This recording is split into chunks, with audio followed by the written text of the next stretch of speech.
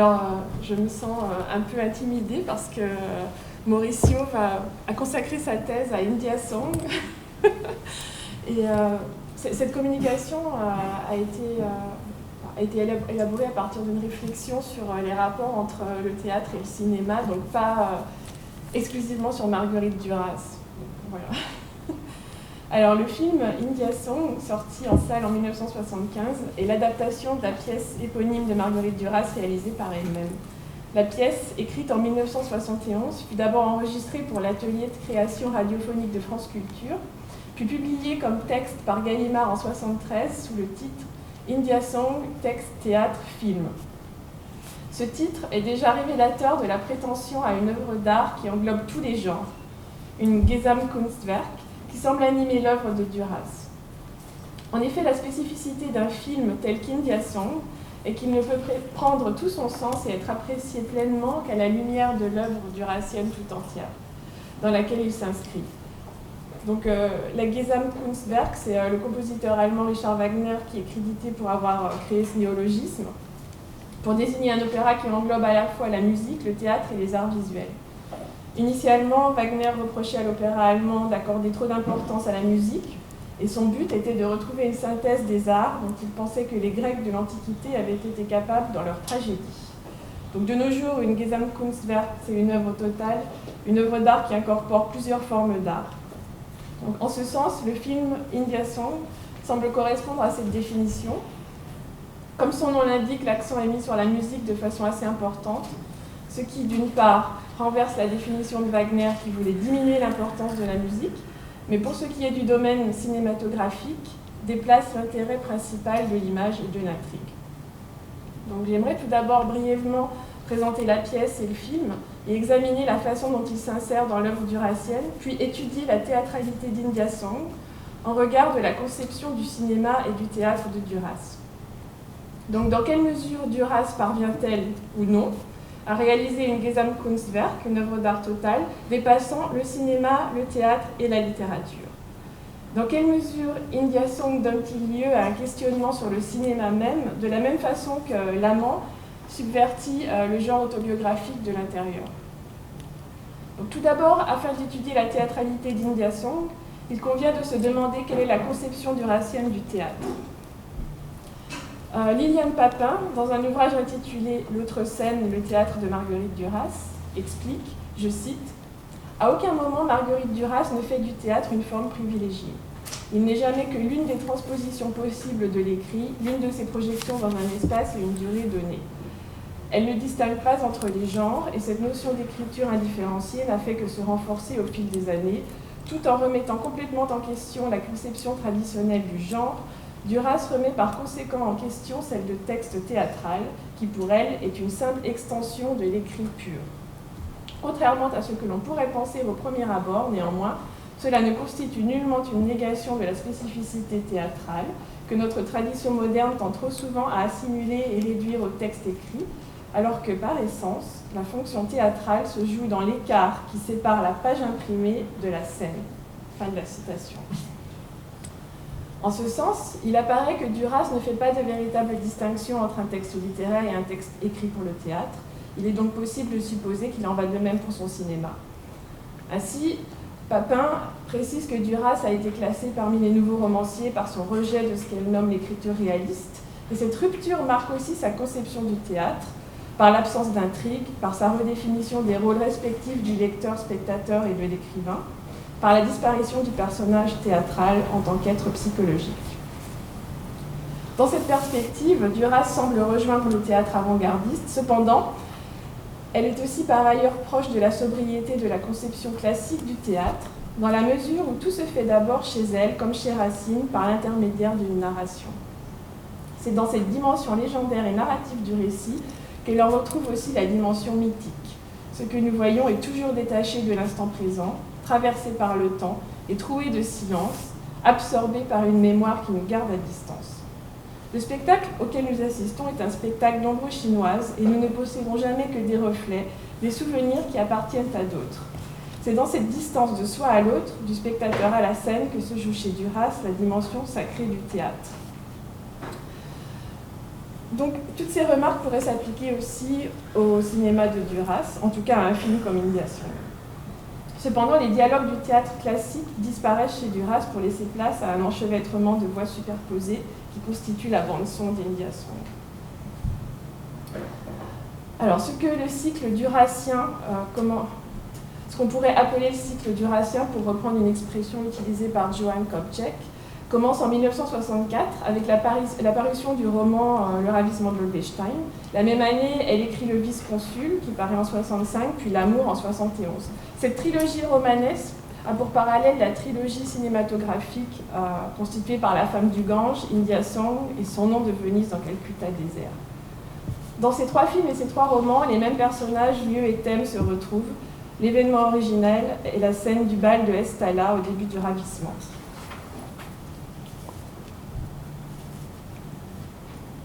Dans L'amant, l'un des personnages centraux est celui de la mendiante, qui est décrite comme suit, je cite, « Une très grande femme, très maigre, maigre comme la mort et qui rit et qui court. Elle est pieds nus, elle court après moi pour me rattraper. Je la reconnais, c'est la folle du poste, la folle de Villeneuve. Je dois avoir 8 ans. Ce que l'on peut avancer, c'est le souvenir de cette certitude de l'être tout entier, à savoir que si la femme me touche, même légèrement, de la main, je passerai à mon tour dans un état bien pire que celui de la mort, l'état de la folie. » Nous avons là la description physique du personnage de la mendiante, qui n'est présente dans India Song que par sa voix. Puis, quelques paragraphes plus loin, toujours dans L'amant, je cite, « J'ai peuplé toute la ville de cette mendiante de l'avenue, toutes les mendiantes des villes, des rizières, celles des pistes qui bordaient le Siam, celles des rives du Mékong. Je l'en ai peuplé, elle qui m'avait fait peur. Elle est venue de partout, elle est toujours arrivée à Calcutta, d'où qu'elle soit venue. À côté d'elle, la petite fille de l'histoire. » Fin de citation. Ici, donc, Duras évoque une figure centrale et récurrente à toute son œuvre, qui apparaît comme un fantasme né de sa peur à l'âge de 8 ans. La dernière phrase de la citation me semble révélatrice de ce va-et-vient continuel entre fiction, réalité et fantasme, dans la mesure où la narratrice-auteur devient la petite fille de l'histoire, donc fictionnalisée à son tour. Dans La couleur des mots, l'entretien qui fait suite à India Song, Duras nous rappelle que Le ravissement et Le vice-consul furent écrits la même année. Anne-Marie Streeter, avant de devenir un personnage central de la fiction durassienne, était donc une personne réelle, comme nous l'avons largement entendu et vu par le biais des passages de L'amant. Et Duras dit d'elle que, donc Duras dit de Anne-Marie Streeter, que bien qu'elle ne l'ait jamais rencontrée en personne, alors ses filles l'auraient contactée suite à la sortie d'India Song en salle pour lui annoncer que leur mère souffrait de la maladie d'Alzheimer et finissait sa vie dans une institution spécialisée. Alors, donc dans India Song, qui est censé se passer à Calcutta en 1937, mais qui pourrait se passer n'importe où dans la mesure où Duras n'était allé en Inde qu'une fois à l'âge de 17 ans, lors d'une escale sur son trajet du retour en France. On retrouve donc Anne-Marie Streeter, jouée par Delphine Seyrig, et toujours mariée à l'ambassadeur de France, mais vivant également avec Michael Richardson. Alors, je vais sauter des passages, sinon ça va être trop long. Donc, on nous dit que Michael Richardson a tout quitté pour retrouver Anne-Marie Streeter et sa fascination pour elle le conduit à une nouvelle crise de folie au cours de laquelle il se met à crier son nom de jeune fille, Anne-Maria Guardi, et la voix off nous dit alors qu'il criait son nom de Venise dans Calcutta désert, ce qui constituera bien sûr le titre du film faisant directement suite à India Song, et dans lequel Duras réutilise la même bande sonore que celle d'India Song, complètement inchangée, mais sur des images légèrement différentes. Donc, les mêmes locaux censés représenter l'ambassade de France à Calcutta sont laissés à l'abandon dans son nom de Venise. Il n'y a plus d'acteurs sur l'écran. Déjà, dans India Song, le rôle visuel des acteurs est extrêmement réduit. De plus, la réplique « Son nom de Venise dans Calcutta désert » est prononcée dans India Song par Marguerite Duras elle-même, ce qui constitue sa toute première intervention dans le film, alors que la fin en est déjà proche. Il faut voir, je pense, dans ces faits, un autre exemple de cette obsession de Duras avec sa propre mise en scène, c'est-à-dire la mise en scène d'elle-même, de sa vie et de son œuvre en tant que fiction. Donc ce cycle durassien se poursuit jusqu'en 91 avec le roman L'amant de la Chine du Nord, qui mêle également les genres tout en effaçant les barrières génériques. En effet, bien que Duras proclame dans La couleur des mots avoir tué Anne-Marie Streeter, cette même Anne-Marie Streeter réapparaît dans cet ultime roman de Duras, donc L'amant de la Chine du Nord, qu'elle a écrit en réponse à l'adaptation cinématographique faite par Jean-Jacques Hano de L'amant. Donc je cite Duras dans La couleur des mots. C'est Madame Streeter, Anne-Marie Streeter, la femme de l'administrateur général. À Villeneuve, on l'appelle AMS. Notons qu'AMS est tantôt mariée à l'administrateur général, tantôt à l'ambassadeur. De toute manière, son mari n'apparaît jamais en tant que personnage. L'amant de la Chine du Nord est composé à la fois comme un roman et un scénario de film, avec l'insertion de nombreuses notes de bas de page décrivant comment telle ou telle scène devra être filmée en cas de cinéma. Je cite Duras, c'est elle qui écrit en cas de cinéma. Il est à préciser que Duras écrivit L'amant de la Chine du Nord, donc après avoir rompu sa collaboration avec Jean-Jacques Hano, parce qu'elle jugeait le film L'amant trop commercial. Donc, le but de Duras, comme on l'a déjà vu, est de produire un cinéma non commercial. Cependant, en voulant englober tous les arts et offrir un contrepoint à ce qu'elle appelle le cinéma commercial, est-ce qu'elle produit toujours du cinéma ? Quel est le statut d'un film comme India Song ? Est-il satisfaisant en tant que tel ? Si l'on utilise la cérémonie des Césars comme étalon, alors il apparaît qu'India Song réalise avec succès une synthèse des différents arts, puisqu'en effet, en mars 1976, le film a été nommé pour 3 récompenses. Le César de la meilleure actrice dans un rôle principal pour Delphine Seyrig, celui de meilleure musique composée pour un film, composé par Carlos D'Alessio, et celui du meilleur son, par Michel Vionnet. Ces nominations sont donc assez révélatrices.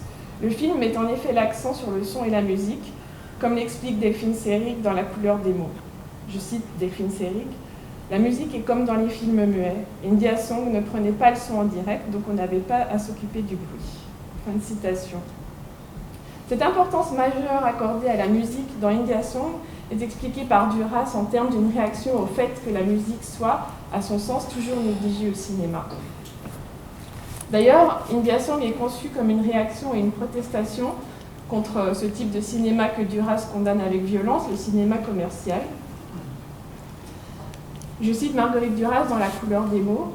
La reconstitution, la collusion entre le passé et le présent, c'est le film commercial dans toute son horreur. Fin de citation. Et en effet, dans India Song, le passé et le présent sont abolis dans une atemporalité qui mêle commentaires sur des scènes passées et futures, et la bande-son est très rarement en adéquation avec les images. Ce n'est que lors de la scène de la réception à l'ambassade, lorsque les cris du vice-consul viennent troubler l'ordre établi, que les voix off commentent ce qui est en train de se passer sur l'écran. D'ailleurs, les acteurs d'India Song sont la plupart du temps réduits à des modèles photographiques. Comme le remarque Bruno Nuiten dans l'entretien La couleur des mots, je cite Bruno Nuiten, il n'y a quasiment que des plans fixes, juste 1 ou 2 travelings. Fin de citation. Et l'une des caractéristiques de ces plans fixes est l'absence totale de mouvement au sein du plan. Ainsi, les acteurs sont filmés immobiles, comme posant pour un photographe ou pour un portrait. La scène emblématique de ce procédé est celle où Anne-Marie Streeter apparaît allongée sur le sol dans son peignoir noir, laissant apparaître son sein droit. Ce n'est qu'après un long intervalle, quand la caméra s'approche finalement dans un travelling optique et zoome sur ce sein nu, que le spectateur peut discerner le léger mouvement de la poitrine signalant la respiration. Pour Duras, cette scène est l'apogée du film, en ce qu'Anne-Marie Streeter y est montrée physiquement vivante, au sein d'un film dans lequel elle est déjà morte.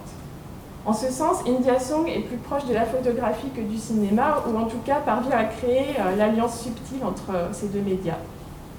Ce jeu subtil sur la respiration de l'actrice ne serait pas possible au théâtre, mais il s'agit là d'une des seules véritables différences entre la pièce et le film, dans la mesure où, en dehors de cette scène spécifique, il existe très peu de gros plans, ou même de plans rapprochés dans India Song.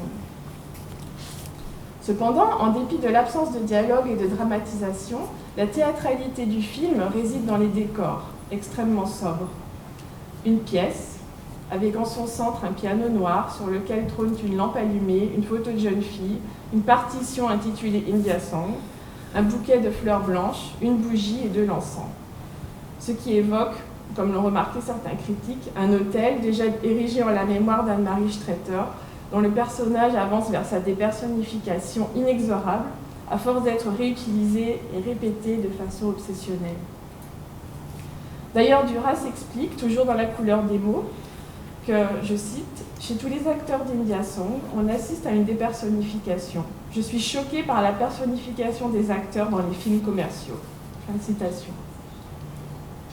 C'est ce qui permet aux critiques Renate Günther d'affirmer, ou peut-être à la critique, c'est une femme, d'affirmer dans son article Archetypal Figures in Marguerite Duras' India Song, A Jungian Perspective, que les personnages des romans et films de Duras ne sont pas représentés comme des personnages individuels, mais que vidés de leur identité propre, ils deviennent des projections de figures archétypiques qui reviennent de façon obsessionnelle. Ceci rejoint la définition de Liliane Papin de la conception durassienne du théâtre comme disparition des personnages psychologiques. En ce sens, la conception du théâtre et celle du cinéma de Duras coïncident. D'ailleurs, cette conception explique probablement la rareté des plans rapprochés dans India Song, les personnages n'étant la plupart du temps vus ou filmés que de loin. Duras, toujours dans La couleur des mots, explique la manière dont elle conçoit le travail de ses acteurs. Je cite, « La phrase crée l'événement. Il faut dire la phrase d'abord et après éprouver quelque chose ou pas. Cela donne une expérience nouvelle. » Fin de citation. Ainsi, il apparaît que cette conception constitue bien sûr l'antithèse de la conception traditionnelle du théâtre et du cinéma, mais aussi cette conception souligne plus encore la primauté du langage. Chez Duras, le langage devient tout-puissant et acquiert une valeur performative, comme le révèle Duras elle-même. Je cite, « Pour moi, le cinéma, c'est ça.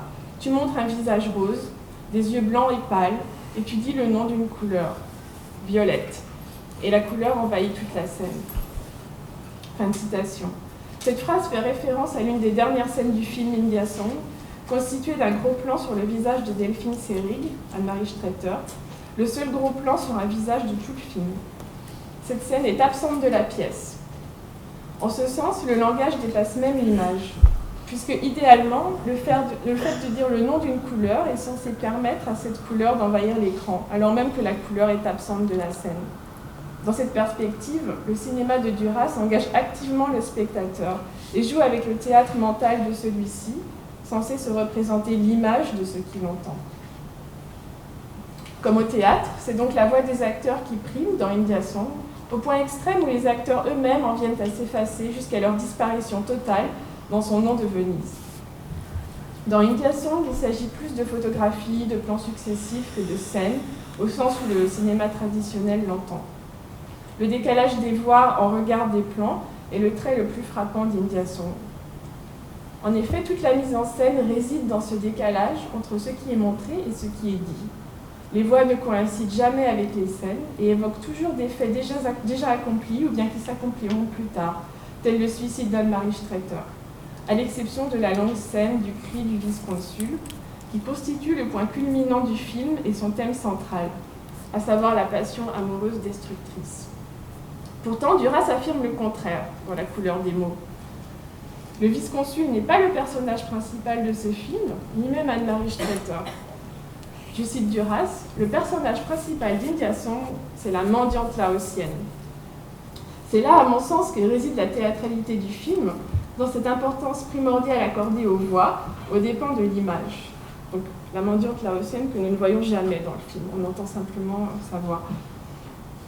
India Song rappelle le théâtre de Samuel Beckett. La pièce est composée exactement de la même manière que le film, avec ses voix invisibles qui évoquent la vie des personnages principaux, en décalage avec ce qui est montré sur la scène et à l'écran. Il existe également une intrigue propre aux voix invisibles qui reflète en miroir l'intrigue amoureuse de l'intrigue visuelle. Duras nous dit en effet, au début de la pièce India Song, que la voix 2 se consume d'amour pour la voix 1. Ainsi, tout se reflète en miroir et n'est qu'écho d'autres échos, d'autres livres, d'autres personnages, comme le symbolise l'omniprésence des miroirs dans le film. Le film est une continuation de la pièce, en ce qu'il accentue l'effet de miroir avec le recours à des scènes entièrement filmées par le biais du miroir, et il accentue également le pouvoir du langage, grâce à des scènes comme celle décrite précédemment, où la voix off prononce l'adjectif violette, durant un gros plan sur le visage d'Inès. La technique narrative du film est la même que celle utilisée par Duras dans ses romans, notamment Le Ravissement, où l'œuvre n'est décrite qu'extérieurement par le biais de témoignages. Donc les voix off dans India Song parlent d'AMS, du vice-consul, de Michael Richardson, sans que le spectateur n'ait accès à leur subjectivité.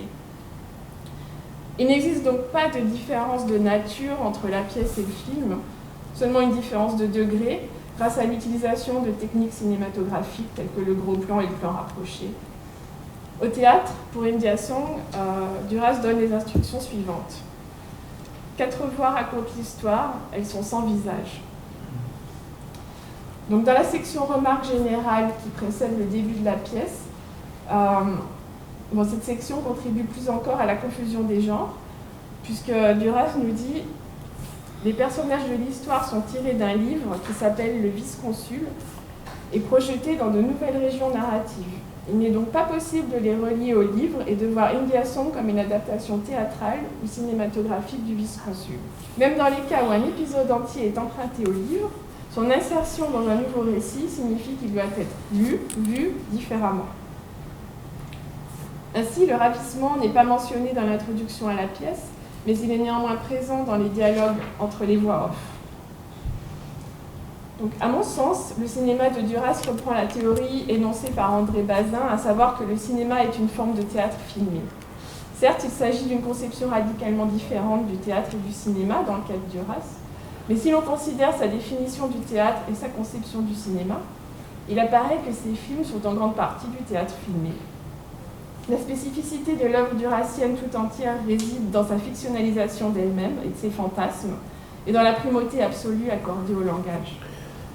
En ce sens, c'est elle-même et toujours elle-même et ses obsessions que Duras met en scène, que ce soit dans ses romans, ses films, ses pièces de théâtre, ou sa soi-disant autobiographie. Cette mise en scène d'elle-même et de ses mythes personnels, et cette intertextualité interne à son œuvre, font de son œuvre tout entière une pièce de théâtre.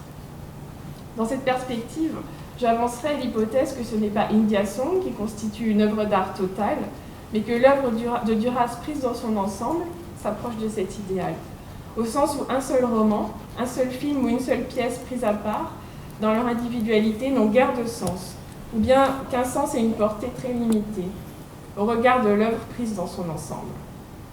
En d'autres termes, le théâtre de Duras, c'est son œuvre, et la théâtralité est présente dans tous les genres auxquels elle s'adonne. Donc elle réussit très certainement avec India Song à créer un film différent, et de là à accomplir son but premier. Donc je cite Duras à Montréal, « Je fais du cinéma parce que je n'aime pas le cinéma qu'on me fait voir. Faire du cinéma, c'est être contre le cinéma qu'on nous montre. » India Song fait donc appel à la plupart des arts, la photographie, la musique, le cinéma, et en ce sens peut être considérée comme une synthèse des arts. Cependant, cette synthèse est-elle réussie? En d'autres termes, que devient le cinéma lorsque les acteurs disparaissent? Comme le montre le film qui fait immédiatement suite à India Song, son nom de Venise, après avoir tué AMS à la fin d'India Song, on peut dire que c'est par la même occasion son propre cinéma que Duras a tué, puisque après ce film, il n'existe plus ni intrigue ni acteur dans le film suivant. À mon sens, l'absence de ces caractéristiques essentielles à l'art cinématographique pose la question de la possibilité même du cinéma. De la même manière que l'amant conteste le genre autobiographique de l'intérieur, India Song conteste le genre cinématographique. En renversant et en contestant le primat que la tradition a assigné à la bande-image sur la bande-son, en faisant intervenir l'espace off et en créant 2 films au lieu d'un, le film de l'image et le film du son. Ainsi, la notion même du film comme totalité est contestée. India Song constitue une œuvre d'art qui se limite à des archétypes récurrents cependant. Donc il est possible de considérer India Song soit comme un film touchant à la limite même du cinéma, de la même façon que India Song, pièce de théâtre, peut être considérée comme touchant à la limite même du théâtre. Mais on peut aussi le considérer comme un film permettant une redéfinition du concept de cinéma. Cependant, et je conclurai là-dessus, le danger de cette approche cinématographique réside dans une forme de compulsion de répétition dans laquelle Marguerite Duras semble enfermée. D'ailleurs, il me semble qu'India Song et son nom de Venise bénéficieraient d'une lecture en tandem avec Au-delà du principe de plaisir de Sigmund Freud, comme exemple typique de compulsion de répétition conduisant à la pulsion de mort, où le film deviendrait une sorte de symptôme. En effet, après India Song et la mort de l'intrigue, le cinéma de Duras s'éteint en quelque sorte, après avoir signé l'arrêt de mort symbolique des acteurs dans son nom de Venise.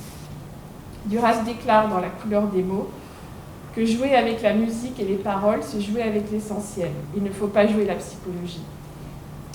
Cependant, dans quelle mesure le cinéma et le théâtre peuvent-ils continuer à vivre si le sens s'éloigne ? Merci.